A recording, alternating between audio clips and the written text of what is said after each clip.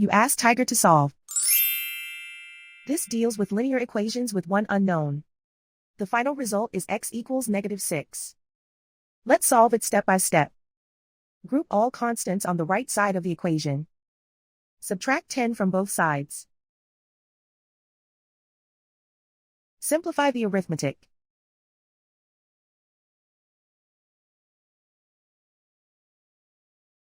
Isolate the x. Divide both sides by 4. Simplify the fraction. Find the greatest common factor of the numerator and denominator. Factor out and cancel the greatest common factor. And so the final result is x equals -6.